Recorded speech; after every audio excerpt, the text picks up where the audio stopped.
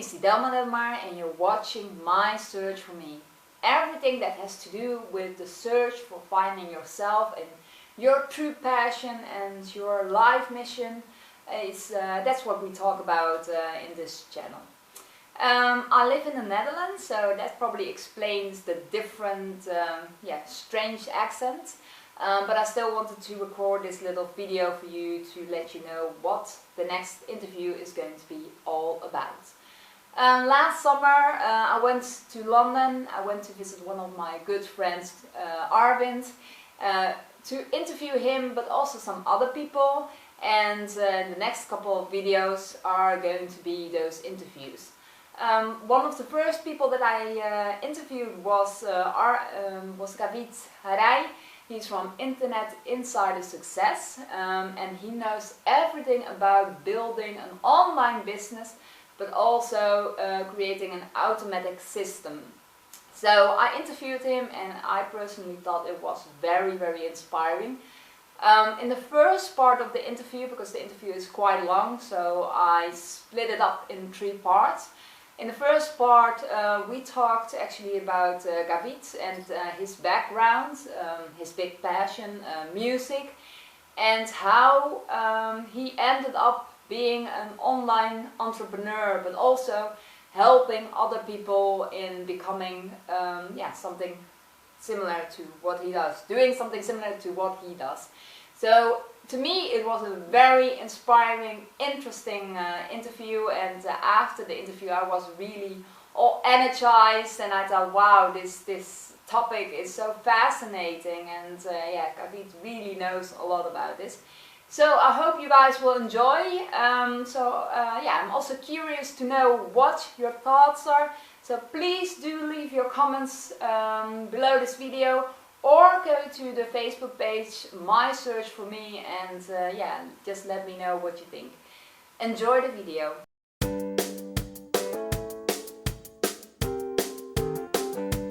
Okay, Kavit, thank you so much for being here today. I'm quite excited about your journey and to find out more about who you are as a person.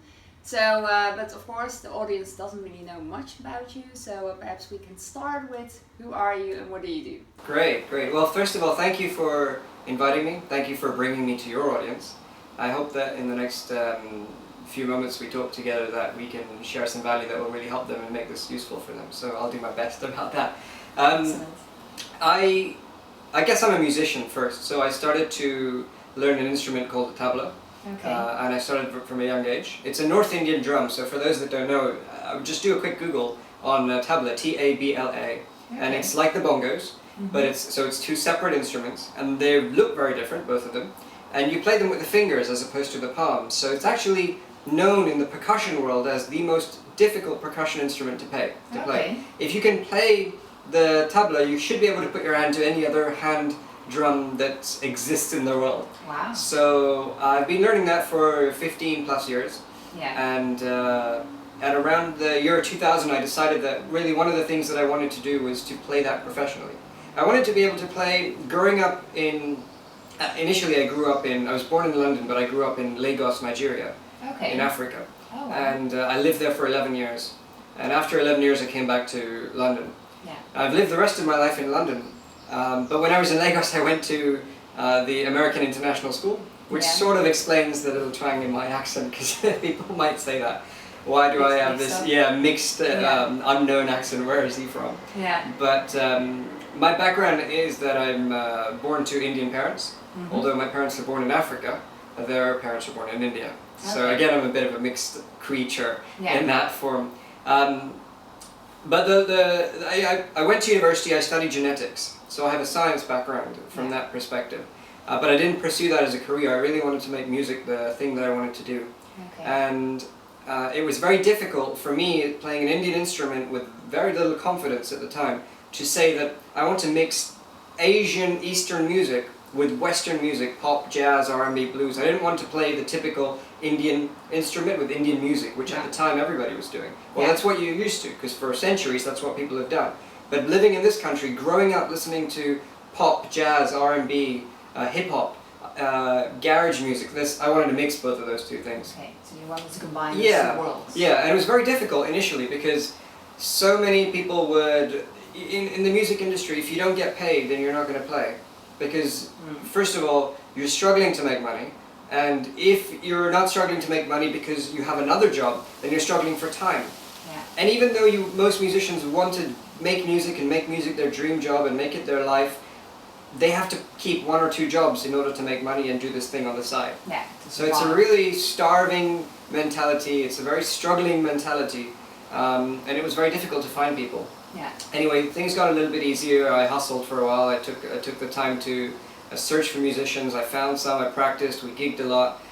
Within the next 2-3 years at that point, I ended up playing with some famous people. Very recently, a few years ago, I played with Jimmy Page from Led Zeppelin. Okay. At the Royal Albert Hall. Yeah, I've been able to travel around the UK and play quite a bit. So that was all very good, but at the same time, a lot of my musician friends who also were struggling were asking, how was I getting those gigs? How was I securing recording opportunities to play on CDs? And how was I making money, therefore, as a musician? Yeah. And of course, they're your friends, so you'll get together for a drink and you'll share with them some ideas, and this is what I'm doing, this is the strategy I'm using, this is how I found these people, these are the websites I'm on, this is what I'm writing on the websites, here's how I built a MySpace profile. I would tell them all of these things, and then I realized that I wanted to play music, but I was spending most of my time talking to them about this is what to do and this is how to do it. Yeah. And the world conspires in beautiful ways, I think, and so many synchronicities end up at the same time. And I have a friend at that time who was writing ebooks on health and how to cure diseases naturally. Okay. And he was putting them online and he was generating some sales from them, people were buying them. And I thought, well, if he's doing that, I have a similar pool of knowledge, not health, but music related. Yeah. And I could do the same thing. So I sat down and decided that I was going to take all the tips that I had about marketing and put them into a Word document. And I sat and I remember writing for 3 days on this, like 12, 18-hour days. Wow. 3 days writing my first ever piece in a Word document. And it was really simple. I literally called it the 49 tips for promoting your music on the internet. Okay. And this was 2005. So I published this first book online. It was literally just a Word document. People could go and download it. I went to the library. I borrowed all these books about how to set up a website, what to put on the website, how to write all those things, and I put up the webpage. And on the webpage I said, here's the book, download it, it's free. Yeah. But I didn't know how to charge for the book, and nor had I learned how to do that at that point. Okay. But I put this website and I went to all these friends that said, here, I want to learn this, and said, look, just read the book because it's on there. It's 49 tips. You can take all those tips and apply it.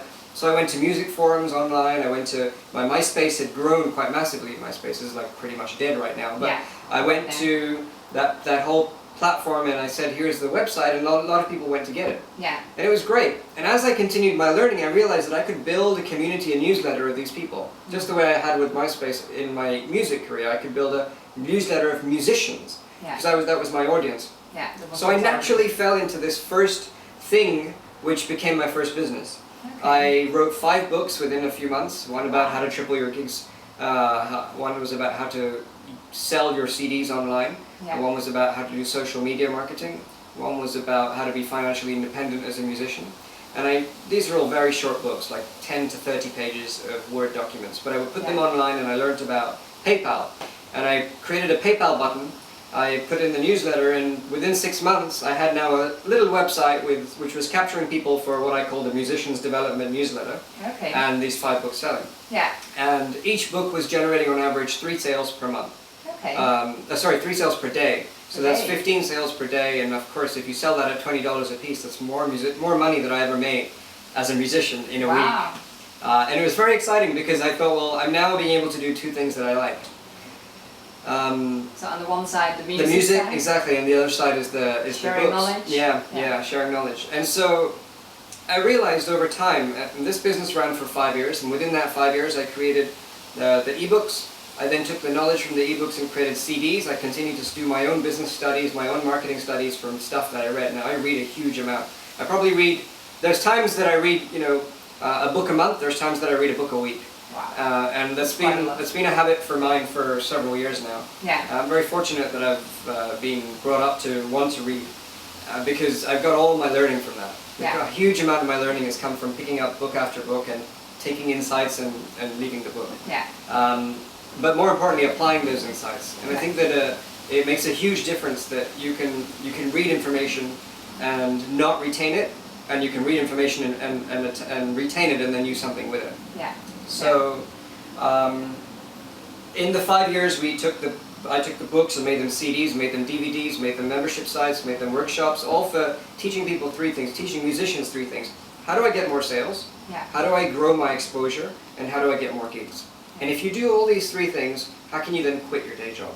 Because musicians want to be able to do music full time. So that was really That was the purpose for that business, yeah, like to help a musician quit the day job. And we had some great success stories. Within 5 years, we generated some good revenue, and we built a mailing list of 120,000 musicians. Wow.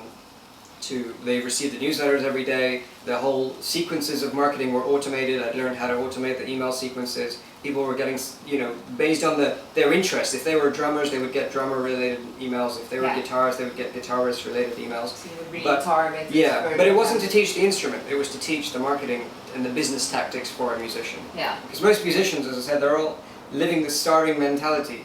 And it's unfortunate, and I think that it's slightly changing, but it's unfortunate. Social media has made it a lot more accessible for people to build their followings. Nowadays we see YouTube superstars, and we see people that build massive profiles on Facebook and become found by record labels and then signed. Yeah. But it takes years and years of struggle. It's not an overnight thing. It's dedication to the craft, dedication to the art, which I think is what mastery is made of. Yeah. So that's how I got into that, and I have a friend, his name is Derek Sibbers.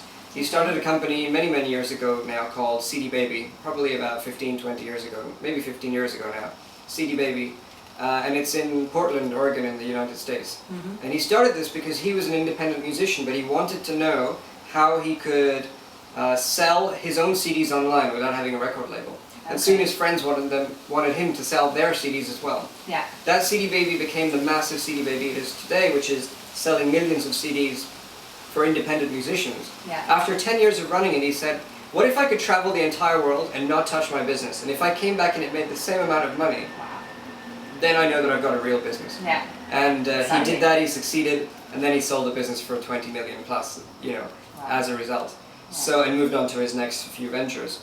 So I think that was very inspiring for me, and I decided that I could do the same traveling because I've wanted to build a business to be able to travel. So I could travel as well and see what happens. And fortunately everything worked out. And that's when I realized that this has been a great business, but there's more that I can do in my life. Like there's more to what I have to share than just specific advice for musicians. Yeah. Because the things that I've learned and the things that I've developed and the systems and structures that I've enhanced can be used for anybody who wants to start a business. Yeah. Like they can emulate what has been done and do it for their own ideas. Yeah. And that's when I started to do conference speaking to businesses. And around 2011, I think I spoke at 5 or 6 conferences. From 2011 to 2013, I went to Sydney about 7 times to give a presentation or 2 at conferences twice a year. Okay. And I would teach people specifically about how to automate their business and how to do so using social media. And how to do so using email marketing, and how to use email marketing to drive people's behaviors so that they know, I don't know if you're familiar with Amazon, but when you buy on Amazon, Amazon will only send you stuff related to what you've bought. Yeah. They don't like if you buy books, they don't send you kitchen related or home related products. No. If you buy home related products, they don't sell you clothing and shoes and stuff. Yeah. They give you exactly what it is that you're looking for. Yeah. Anybody can do that. Like it doesn't have to be a huge corporation, but anybody in a business can listen to their audience. And when you really start to listen to their audience and find out what's interesting for them, find out what's hurting them. Like something's hurting them, which is why they want your product and service. There's a need. There's absolutely a need for that. Yeah. And so if you can listen to those ideas and find what that need is, using surveys, using interviews, and then drive people down the right route and automate it so that 80% of your time is freed up. Wow. That's what I decided to become about. Yeah. And so for the last 4 years, we've been running a service, 3.5 years, we've been running a service called the Automated Business System. Yeah. And the Automated Business System, as part of my current company, is a 12-month process that anybody with a good idea, anybody with a service-related idea generally, a product-related idea, that wants to develop a business online, we take them through the entire process of strategy. Yeah. So what is the right strategy for that business online? And then how do we automate it? who do we serve, how do we serve them, how do we do it in the most effective way to get the most number of sales. Our goal is usually to get that business to produce $100,000, pounds, euros in the first year. Okay. And then, and then not only do we do the strategy, but we do all the work for them. So all the implementation, the web design, the web development, the graphic design, the email writing, the automation, the software setup, the system setup, everything. So all they have to do then is learn how to do the marketing. Yeah. And we have a marketing coach that works with them to teach them how to do the marketing for about a year, so that they're building their entire business for that period of time. Wow. That's what I'm doing right now. I think it's really very fulfilling. exciting. Yeah. I mean. So your question was about who am I and what is my story, and that was quite long, but I hope that helps. No, but that's excellent, and it's nice to hear that it all started with one passion, your passion for music and what you were doing, and then slowly by sharing your experience, the information that you had gathered, you could share that with your friends and with other people, and you found out that there is so much more possible.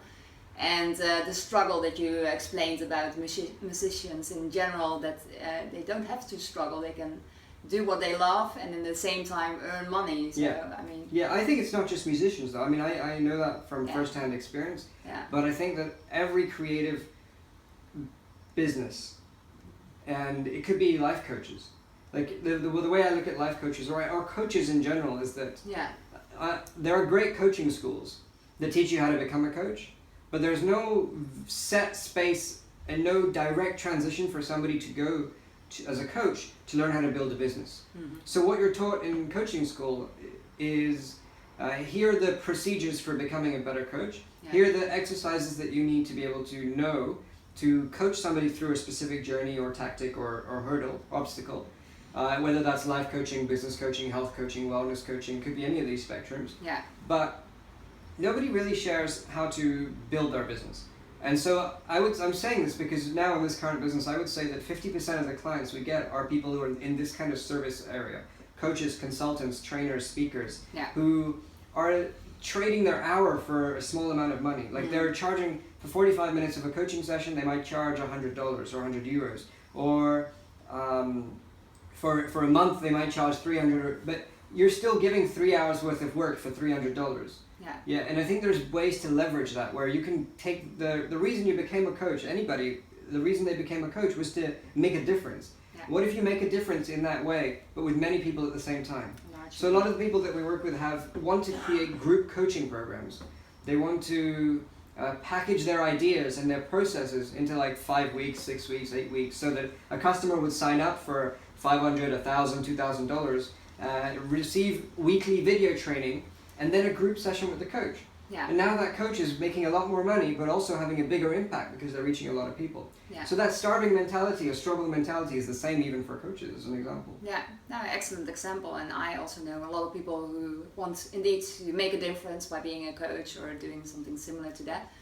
But they all still exchange, like you say, their time for money. And I think that's like the general standard, because we don't really see what else is possible, we don't really believe it, or we don't know the right examples. But it's good to hear that there are ways indeed to do that, and I can imagine when you have the experts who really have all the valuable information in order to create that, they can save you a lot of time and money, of course, to have that dream and indeed have a bigger impact. So that's, because a lot of people spend so much time learning how to do graphic design, learning how to do web development, spending hours putting together a website. Is my writing good enough? Have I put together the right copy? Are my questions perfect enough? Is my blog post good enough? There's that fear before they hit publish on WordPress or whatever they're using. There's that fear before opening their Facebook page and sharing all this information. There's that worry about going on camera because they don't know whether what they're saying is right or how they're looking at it, whether they're being perceived. I say to these people that the world is moving so fast.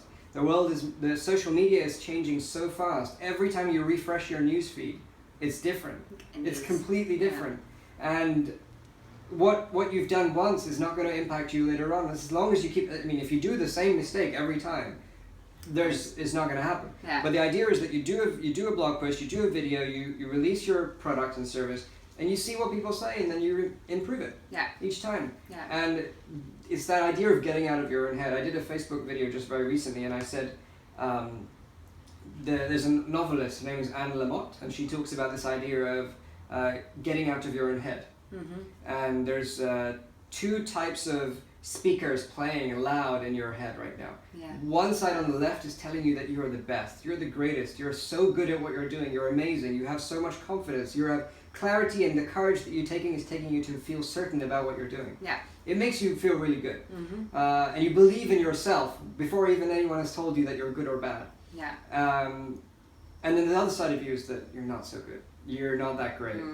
What you're putting out isn't very good. I don't think you should put this out because there are way more qualified people out there than you. All the little doubts. All that self-doubt, all that self-sabotage that happens. And we're spending all of our energy having that fight instead of putting our energy into the work that we want to do. And so changing the focus. And there's a lot of people that struggle with that. So based on what you're saying about coaches and people that you know who maybe are in that boat, I think that's useful. Yeah, indeed. No, excellent. Wow, this was the first part of the interview with Kavit Haria. I hope you enjoyed this as much as I did. When I looked back at home, I really thought, wow, there is so much valuable information and so much valuable advice in this interview. So I hope it was for you the same, and I would be very happy if you could share that, your insights with me below this video or on our Facebook page, My Search for Me. Well, in the second part, because in the first part we actually only talked about his background and a little bit about his history, but in the second part we will be talking about his hurdles being an entrepreneur, and we also will be talking about lack of clarity and why that is such an important topic. So please have a look, check it out, the second part. It will be equally, perhaps even more valuable as the first part, and let me know what you think. See you very soon.